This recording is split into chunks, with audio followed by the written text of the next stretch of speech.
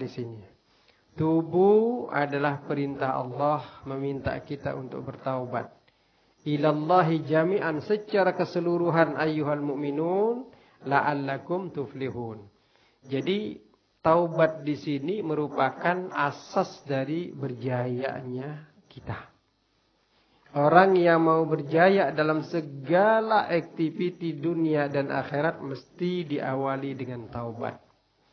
Kalau kita ingin bermunajat atau berdoa kepada Allah, awal kalimatnya adalah astaghfirullahalazim, astaghfirullahalazim, astaghfirullahalazim wa atubu ilaih. Barutah kita meminta kepada Allah. Jadi kalau ingin berjaya, startnya adalah taubat.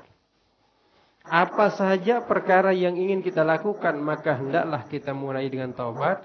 Ini maknanya bahwa taubat itu adalah mensucikan kita. Kalau diri kita sudah suci, bersih, automatically apa yang kita pohon mudah terhubung kepada Allah. Sama kalau ibaratnya, saya selalu berikan contoh, kalau kita ingin terhubung dengan Allah, contohnya kalau kita masuk ke rumah makan, tempat-tempat makan yang ada wifi-nya. Wifi-nya ada, lalu kalau pertama sekali kita masuk di tempat makan tuh, jika kita ingin menggunakan wifi yang ada di kedai itu, kita akan minta passwordnya. Kan? Setelah kita dibagi passwordnya, kalau di kedai makan itu tidak mengubah password, esok atau minggu hadapan kita datang lagi, tak payah minta, sudah terconnected. Demikian pula dengan ibadah. Kalau sudah terbiasa kita melakukan ibadah, maka hati kita akan terus. Jadi begitu saja kita berdiri untuk sembahyang, Allah langsung terconnected. Tak payah lagi takbir yang banyak kali. Kan ada orang apa kabar? Sehat Allah. Tak payah lagi kita takbir dengan banyak kali.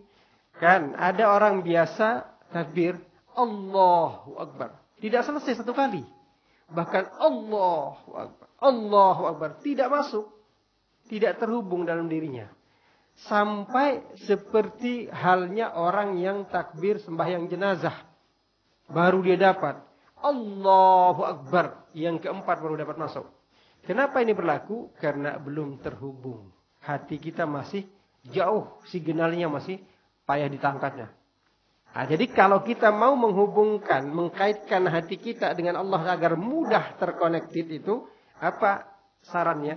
Adalah taubat. Taubat maknanya istighfar di awal. Di dalam satu kitab yang ditulis oleh Imam Al-Qalyubi. Tajuknya itu adalah An-Nawadir. Kitab An-Nawadir yang kami kaji setiap malam Selasa, malam Rabu di Masjid Beribi minggu pertama dan ketiga. Setiap hari Selasa malam Rabu di Masjid Beribi. Nah, kitab An-Nawadir ini menjelaskan di dalam kitab An-Nawadir itu ketika Syekh Hatim Al-Asam ditanya, "Syekh, bagaimana kamu melakukan sembahyang?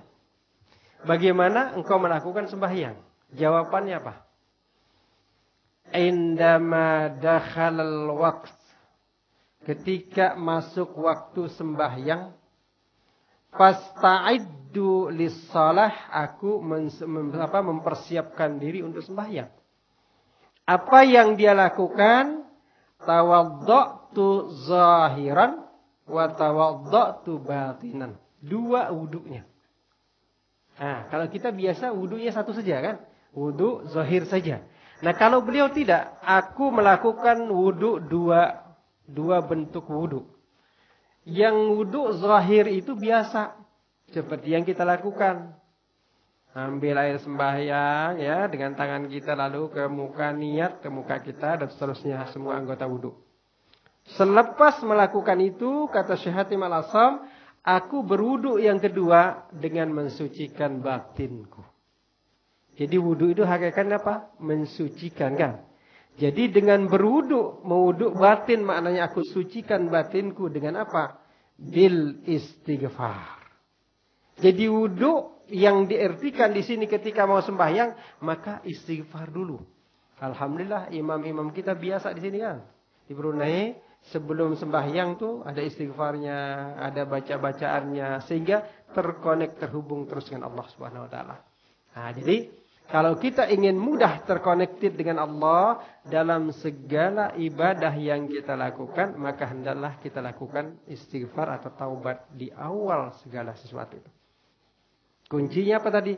Tubu ilallahi taubatan, tubu ilallahi jami'an ayyuhal mu'minun la'allakum tuflihun.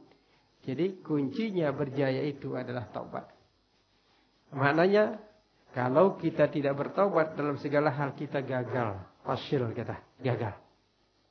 Ayat kedua mengatakan, Innallaha yuhibbut tawwabin wa yuhibbul mutatahhirin.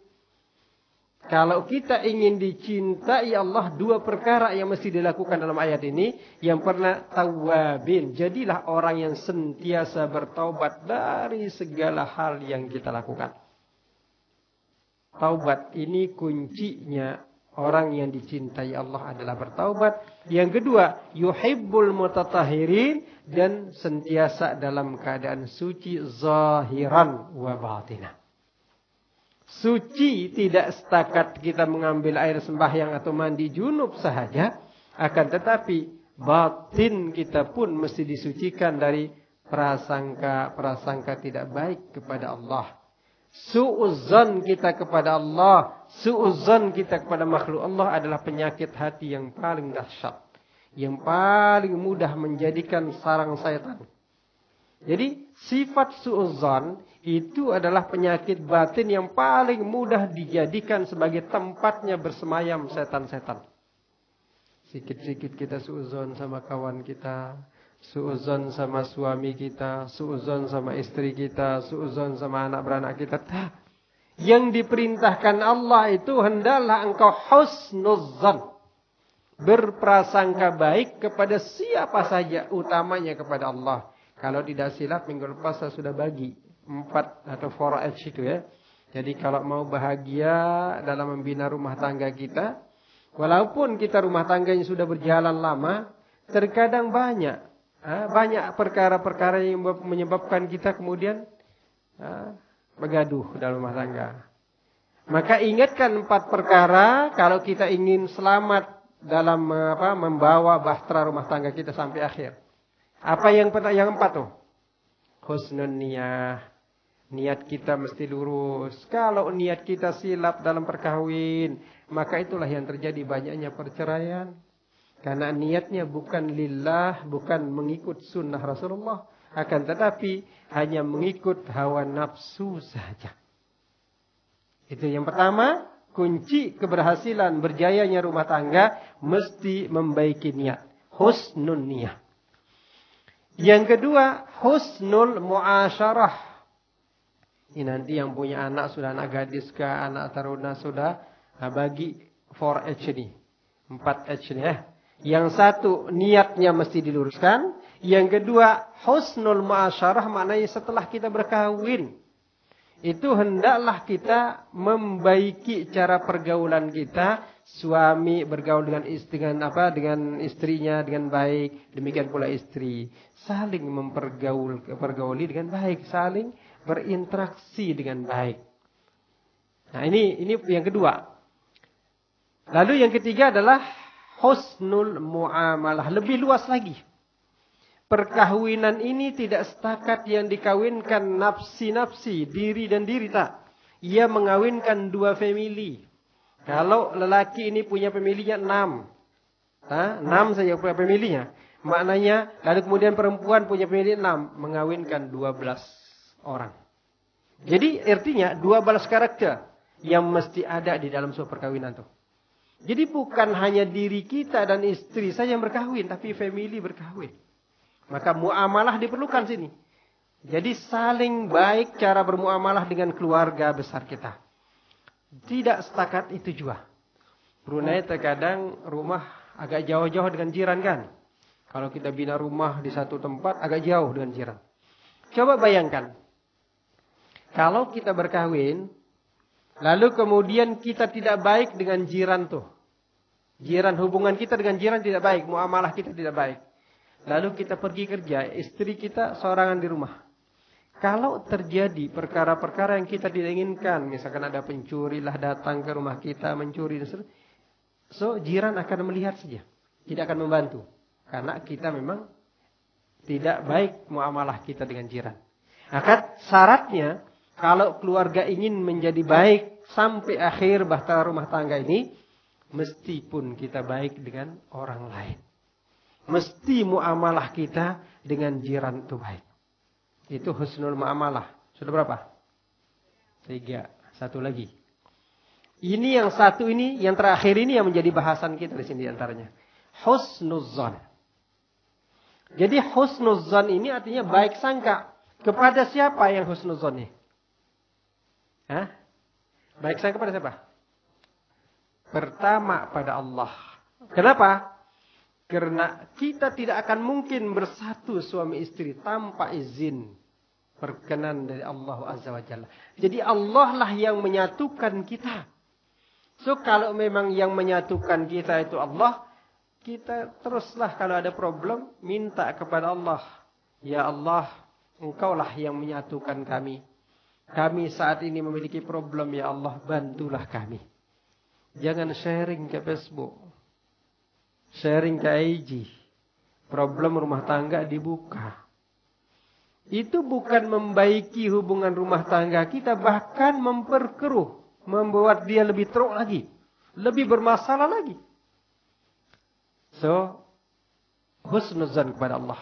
Allah memiliki tujuan yang sangat baik. Walau menurut kita, perkahwinan kita ini kuranglah baik. Menurut kita. Tapi jika kita sudah disatukan, Allah berkehendak itu. Maka nikmati apa yang sedang sudah terjadi. Lalu yang kedua, husnuzan kepada pasangan kita masing-masing. Jika suami kita agak terlambat pulang sampai rumah. Husnuzan. Oh mungkin suami saya tadi tambah kerjanya. Atau mungkin ada jam di jalan. Macam-macam. Husnuzan. Jadi jangan sampai suami sampai rumah terus kita interogasi. Seperti polis kita. Paham? Nah, suami tak betahlah keluar di rumah. Keluar lagi. Demikian pula kita sebagai suami, istri terlambat. Misalkan terlambat masak. Lalu terlambat mengurus. Macam-macam lah problemnya. Jangan kita langsung marah. Husnuzan. Oh mungkin istriku ngalih kerja. Bersihkan rumah dan seterusnya. Jadi husnuzan ini akan membawa kepada keselamatan bahtera rumah tangga. So 4H. Jadi perhatikan 4 perkara ini. Kalau ini di-sharing kepada semua orang, insya Allah tidak akan banyak terjadi perceraian. Kalau sudah startnya baik, bidayatuka nihayatuka. Awalmu baik, insya Allah akhirmu pun akan menjadi baik. Baik. Jadi kuncinya kalau kita ingin dicintai Allah, sering-seringlah bertaubat. Jangan pernah tidak bertaubat maksudnya. Dan sucikanlah zahir batinmu. Insya Allah, Allah sangat senang dengan hambanya yang sentiasa bersuci. Dengan hambanya yang sentiasa bertaubat.